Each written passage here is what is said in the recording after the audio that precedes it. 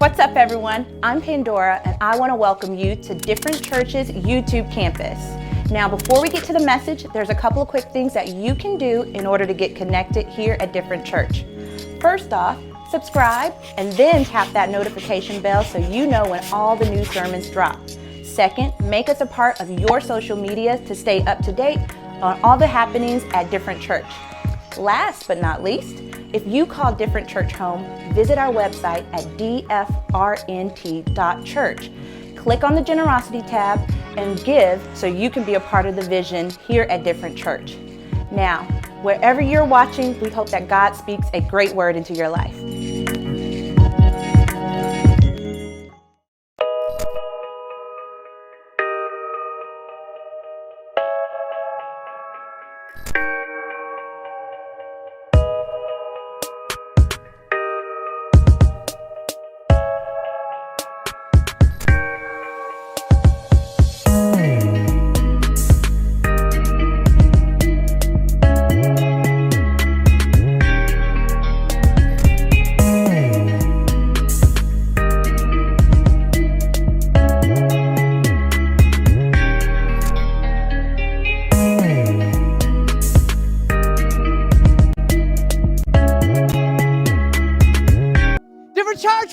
Real quick, if you're a part of our YouTube campus, hey, I don't know how you got here, okay? If you got here through TikTok, Instagram, Twitter, I have no idea. But I just pray God does something different in your life. I pray that He does something. He begins to morph something in you to create you to be everything you were created to be. And everybody a part of the 615 Man, it's always love. Now, we're in a series called Citizens, okay? Or Citizens of Heaven. How do I know? And here's the question we're asking. I've got Jesus, but what do I do after I get Him? What do I do? I remember whenever I got, and you may listen, you may laugh at me, whatever. When I first got saved, I was a senior in high school. I remember, I responded. You know how the pastor says, well, if everybody will, close your eyes, bow your heads, and then they'll start saying stuff, right? Okay, so I remember, being in services where they're like, if you were to die today, where would you be? And then I remember there was this phrase that used to be said that I didn't understand, but everyone says it. Do you know without a shadow of a doubt, if you were to die? And I remember well, no. I just remember sitting there, but I got saved last week, but how you're talking right now, I really think I need to go up here again. And I remember I spent the first 2 or 3 months walking up, getting saved, walking up, getting saved. And as I've grown,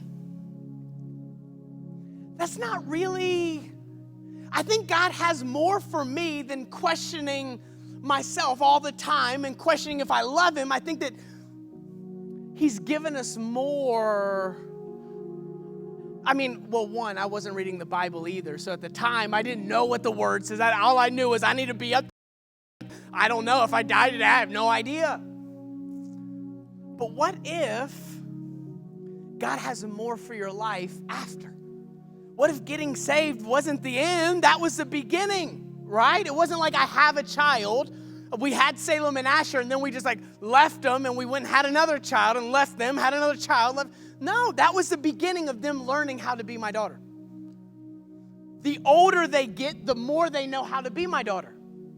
They know me better. So what do? They know how to, when they were 2, they would make me little scribbly gifts and give it to me. Now they're like, oh, Dad would like those shoes. They're starting to realize, how does my dad like certain, right? They grow in their sonship, their daughtership, and I think that God's done the same thing for us. But I think we just keep going back and back and back, and we never actually grow into who God's called us to be because we keep running back. So if you have a Bible, hey, we turn to Philippians chapter 2, and here's what we're doing. Okay. Here's what we're doing. Every single Friday morning at 7 a.m. this month, we're actually reading the Bible with you, okay? So some of our team here read the Bible, put it in an audio format, and if I never would have read this chapter, I probably would still be heading up to the altar every single time. But here's what I need you to do. I don't know when you're watching this, where you're watching this. Maybe you haven't read Philippians 2 yet and you're about to watch this or whatever.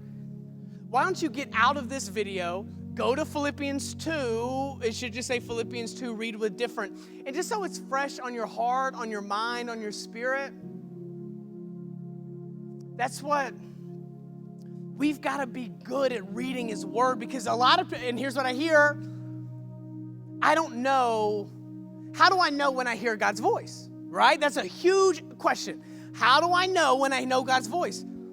Well, do you know his word? That's his voice. This is his voice right here. He's giving it to you, but we don't know it. I don't know it. And so that's kind of what we want to do. So get out, go read Philippians 2. But we're in chapter 2, verse 12.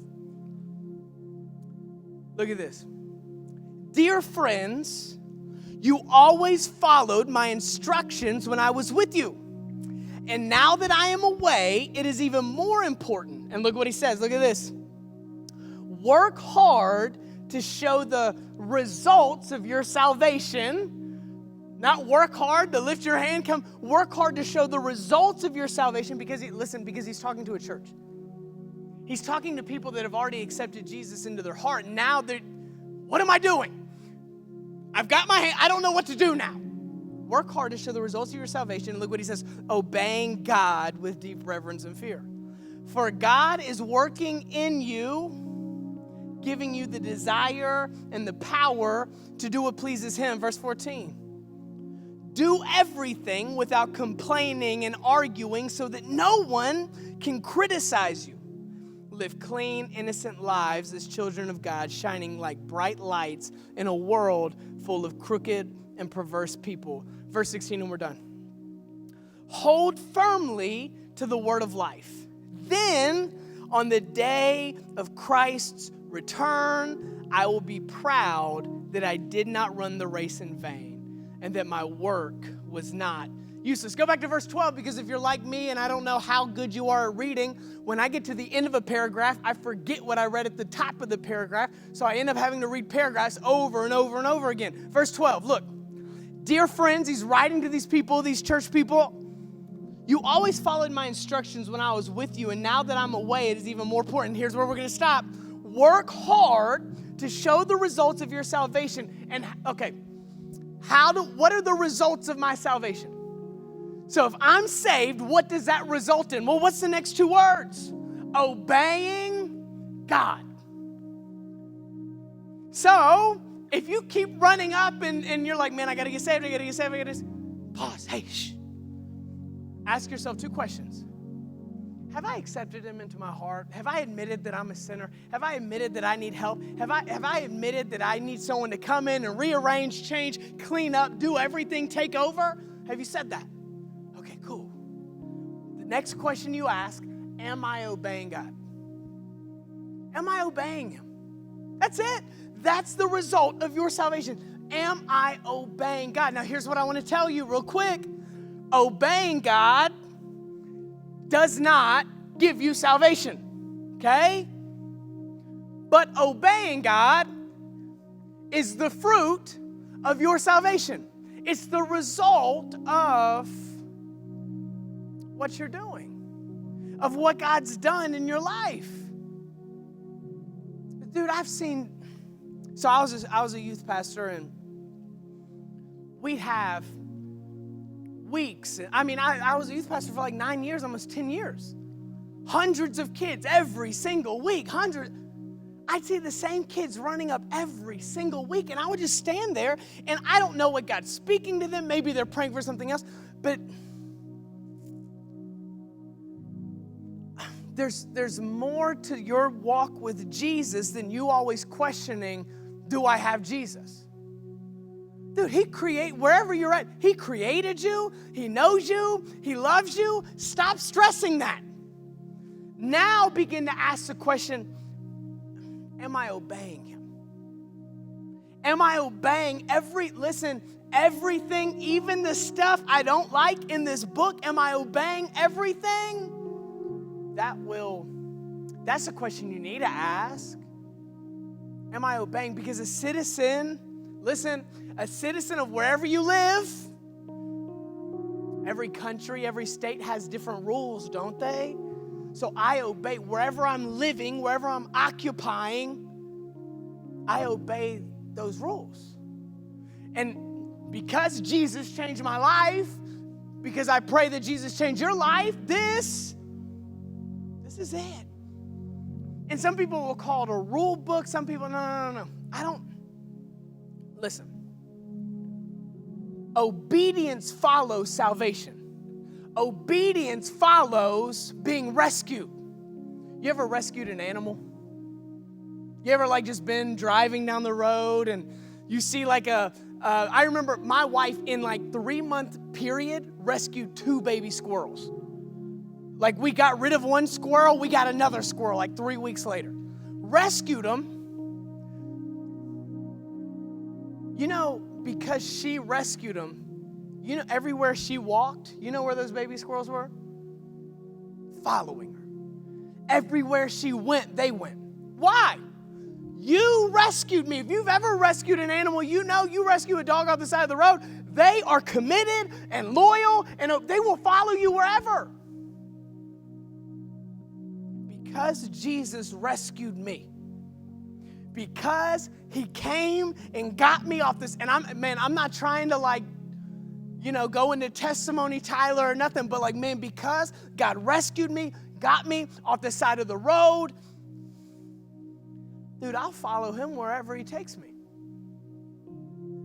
He saw me at my worst. Thus, yes, my obedience will follow him rescuing me. It just does. That just happens.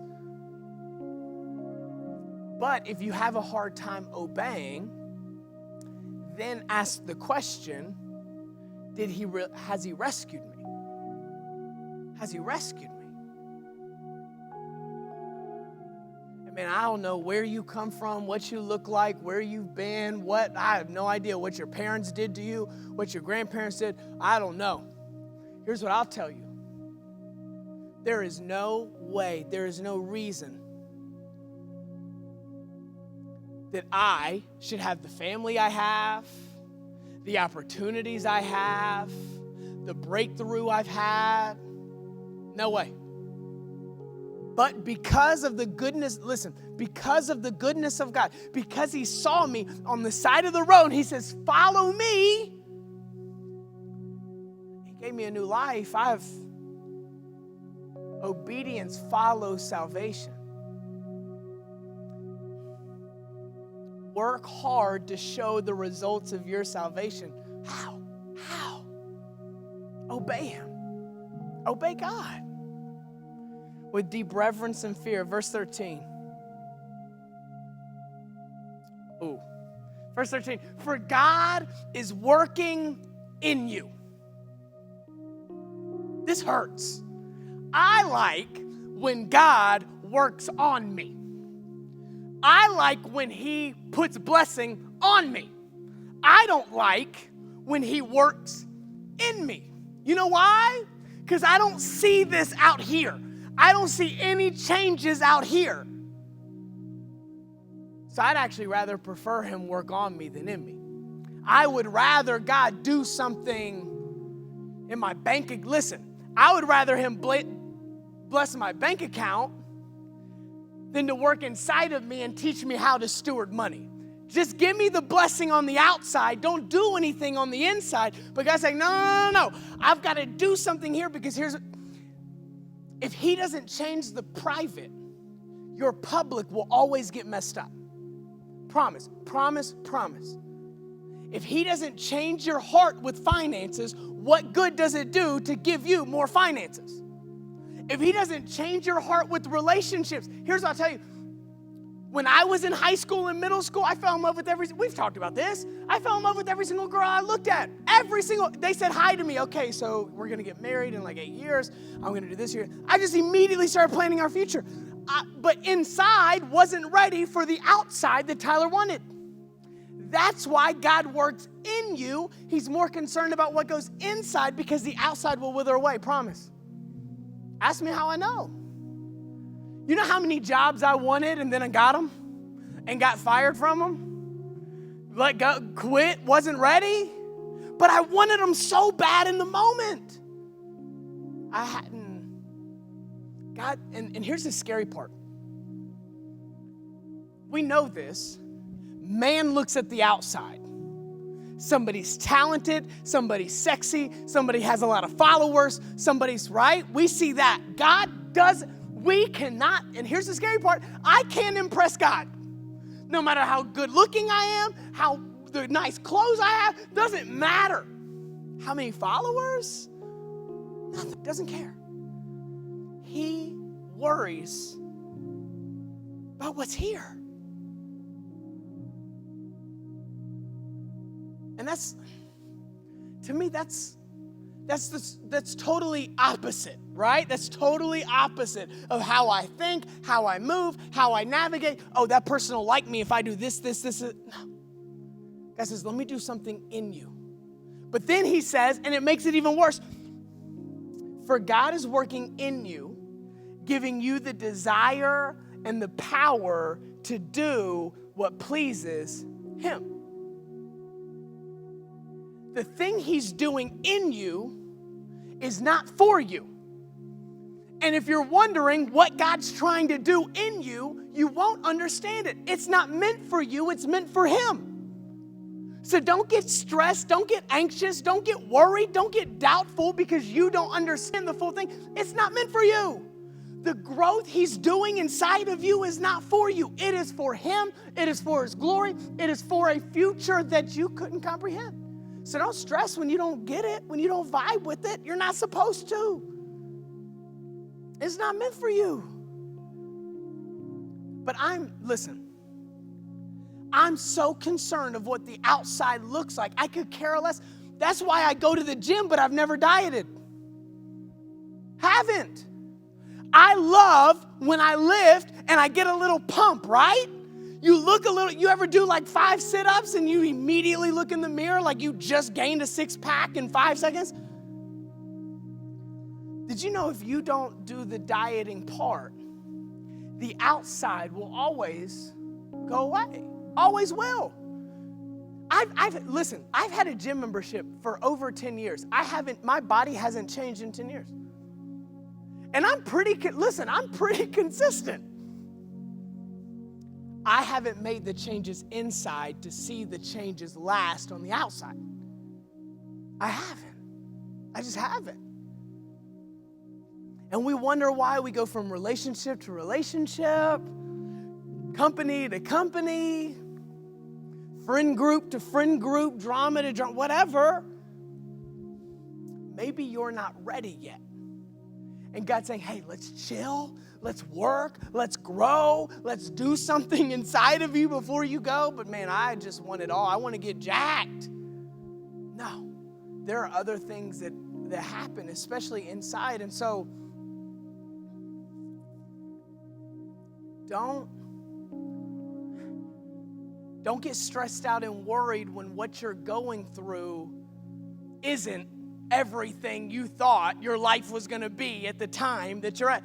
I'm 30 years old, more broke than whenever I was 18, but I'm saying, okay, God, what are you doing in here? What are you doing right here?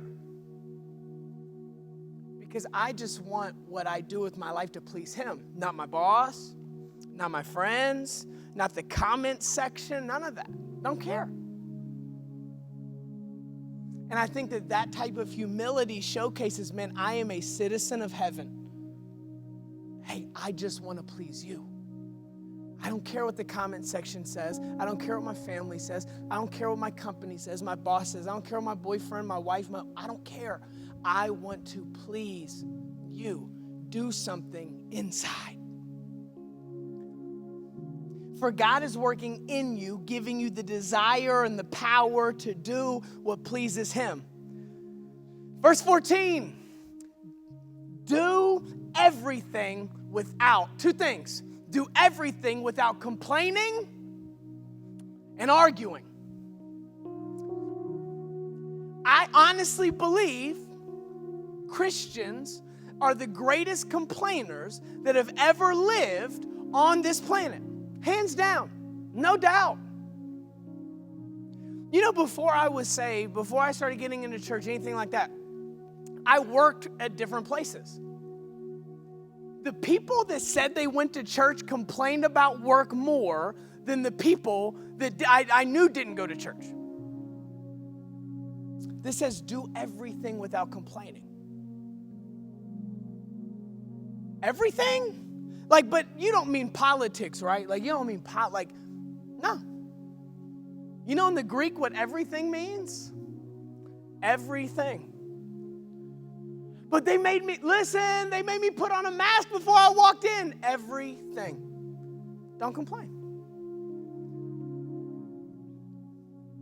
You want to know how you're growing in your maturity in your walk with life? How often do you complain? That's a you question. I can't answer that for you. You can't answer that for me. How often does Tyler complain? That will show how mature you are. Or how often do you argue? You may not complain, but every single time someone hits the comment section, you're debating somebody. You're fighting with somebody. You're arguing with somebody. That's my daughter. That's my daughters. My daughters do two things when I ask them to do something that they don't like to do. Two things. They complain or they argue. Hey, Salem Asher, go brush your teeth. Oh my gosh, Dad.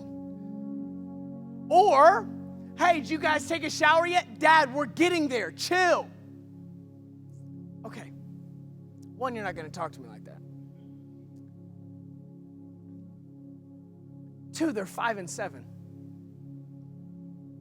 But I've seen in my life, I act the same way. When somebody asks me to do something I don't like, when somebody does something, when somebody says something.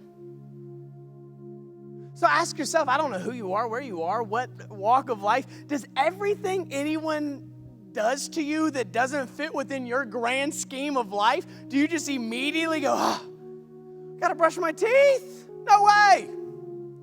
Shower tonight? I took one last week. No way. Do everything. Because remember, we just got here from work hard to show the results of your salvation, obeying God while He's working in you, and then just out of nowhere, Paul just goes, hey, do everything without complaining and arguing. And he's talking to a church, so you have to think of a church that didn't have iPhones and comment sections and followers, complained and argued. How much easier is it for me and you to do two things? To complain and argue. I think that reveals your growth, your maturity. How often does stuff rattle me? Does stuff mess with me? Verse 14, do everything without complaining and arguing so that no one can criticize you. God's trying to protect you, bro.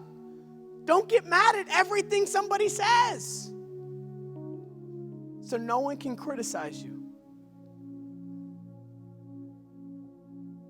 Live clean, innocent lives as children of God, shining like bright lights in a world full of crooked and perverse people.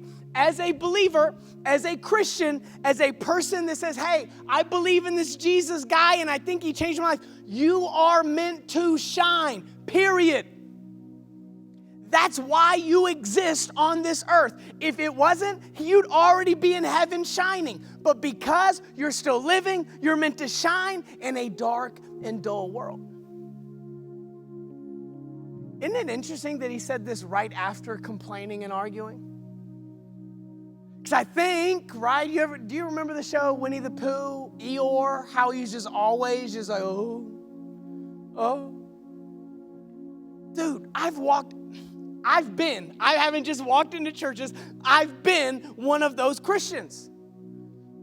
Where you think that I was dead. Like you would just think, okay, well, he's going to die tomorrow. He's got to. The world's terrible. No, as a believer, in the midst of whatever your favorite news station says, no matter if I've got a mask on, don't have a mask on, whatever, I am meant to shine. That's it. But you know what's so cool? When God says, hey, obey me, follow me, shine. You know what that does? That not only brings you closer to Him, when you shine, you stick out. The very thing God's asking you to do will promote you, will bring you favor, will give you opportunity. We just have to get past this complaining, arguing, obeying, all of this. And right when you do that, that's when you begin to shine. You move over here in this dark world. Everybody's mad at your work. You begin to shine. You get the raise. The opportunity comes.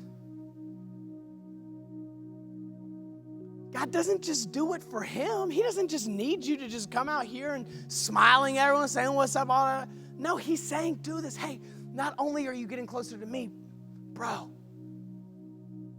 your life will change. You will change others. You can't be a citizen of heaven and not shine. You just can't. You can't. It's not possible. You've got to stick out. You've got to be in the midst of everybody else, all the Karens in this world. You've got to stick out. You do. And then the last verse, verse 16, and we're done. Live clean, innocent lives as children of God, shining like bright lights in the world. He says it, there's going to be crooked. Bro, it's going to be dark. Don't freak out. Don't get mad when no one else is shining. That's part of it. Verse 16. Hold firmly to the word of life. Then, on the day of Christ's return, I will be proud that I did not run the race in vain, and that my work was not useless. Look what he said, verse 16. Hold firmly to the word of life so that when you get done in this life, you didn't waste it. I don't know if you've kept up with the Olympics. I love the people that hold the batons and they have to pass it. But here's what I'll tell you. It doesn't matter who the fastest person is, how fast their time was, how far back the second place was. If they don't pass the finish line with the baton in their hand, they don't win. Paul's saying you can make money, you can get followers, you can get clout, but if you are not holding firm to Jesus, the race doesn't matter. This life does not matter. Dude, I know so many people.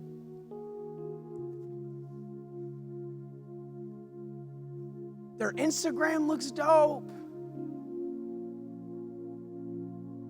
They're like, their family looks perfect. But there's something missing. They're not holding on to this person named Jesus. They're not. And here's the scary thing. None of it will matter. All the followers, like all the hashtags I put to try to get followers, none of that matters if I'm not holding on to this person named Jesus. It just doesn't. But you know what else? You know what else I've seen? They'll grab the baton and they'll start to run, but as they're running, they drop it. They can't finish the race if they drop the baton. What do they need to do to finish the race well? They have to pick it up and begin to run again. And listen, it's not bad. Maybe you've dropped him. Maybe amongst you getting followers, you getting money, you getting all of this stuff, you've dropped Jesus. You can turn around. Just pick him up. Don't finish the race without him. I think at the end of the day, Paul's just literally telling you, dude, obey him, follow him, hold on to him. Jesus is the only thing that matters. Nothing else. The clout is going to go away. You're going to get old, and there will be some other people posting and getting way more love than you. The bank account doesn't mean that much. The guy, the girl, whoever. Being the best parent in the world doesn't matter if they're not going to be in eternity. And I know that this is heavy. Bro, this isn't like, usually I'm trying to laugh, have fun, all this stuff. He's just saying, don't end your life. And that, dude, that's my life. Dude, I drop all the time. Daily. I'll tell you now, hey, my name's Tyler. I'm a pastor. I sin all the time. I'm sorry. But it's when we drop it and we don't go back for him. There are moments where you just say, God, I messed up. Let's keep running. Yes, I may be a little bit behind schedule. Cool. But it won't matter. It won't matter if I don't have this in my hands. If I'm not holding firm to you. And so that's my prayer. I don't know who you are, where you got, how you got here. I have no idea. Maybe you've never grabbed onto Jesus. You've never become a citizen of heaven. You could say, man, honestly, bro, that beginning where you were saying, come up to the front, pray what, I don't know. I've never accepted Jesus as like my Lord, my Savior, my CEO, the manager of my life. He runs it all. Maybe you've never grabbed a hold of the baton. Maybe that's your prayer. God, I'm broken. And hey, and we say this here, God knows when you're faking it, okay? He knows how you talk to your friends that you don't like. So he'll know if you're talking to him like a friend you don't like, okay? So really talk to God how you would talk to a friend that you like. God, I suck. I've messed up. I'm broken. I need you to come in and heal me, clean me. I need to grab onto this. I don't want to finish this race without you. But maybe you're like me today. I woke up. I didn't pray as much as I probably should or even at all. I didn't really read. You just dropped it. And you're just like, bro, I'm here now. I'm sorry. I messed up. Let me pick this up. God, I know I started with you. I just want to finish with you, though. You just need to pick them up. Like I said, it's a simple prayer. God, I'm broken. I mess up. I'm sorry. I've got skin. My bad. I don't think God's looking for something elegant. I don't think he's looking for something really long and lengthy. I think he's really just looking for honest, open, transparent. You know those conversations that you have with your friend in the car at night when it's raining? Y'all just got stuck somewhere and you're just sitting there and like, you don't even know this person that well. And then by the end of the 3 hours in the car, you guys basically are siblings.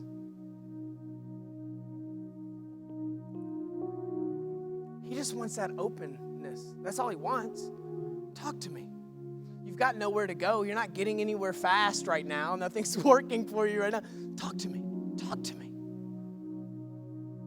God, we love you. We thank you. I'm sorry when I've dropped this calling you have on my life. I'm sorry when I've forgotten your word, when I've forgotten to talk to you, when I've forgotten to worship. I'm sorry, I forgot. I'm sorry.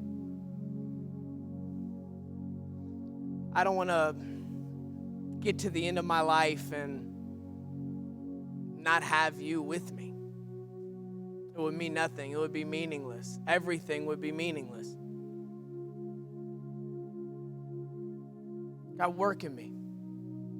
I'm broken. You know where I mess up. You know the sins I deal with. You know the struggles I go through. Clean me up. Make me right. So at the end of my life, I would be a citizen of heaven, that I would be who you've called me to be, that I would hear, well done, my good and faithful servant. God, we love you. We thank you. We praise you. It's your name we pray. And everybody said, amen. Hey, what's up? My name's Tyler, and you are a part of our Different Church YouTube campus. And I just want to say thank you. I'm the pastor here. And here's a few things that you can do to stay a part. 1, subscribe and hit the notification bell. Be alerted anytime something drops or releases. We want you to be a part. We want you to be encouraged and inspired and figure out what your different is. But maybe you want to tell your auntie, your uncle, your cousin, whoever.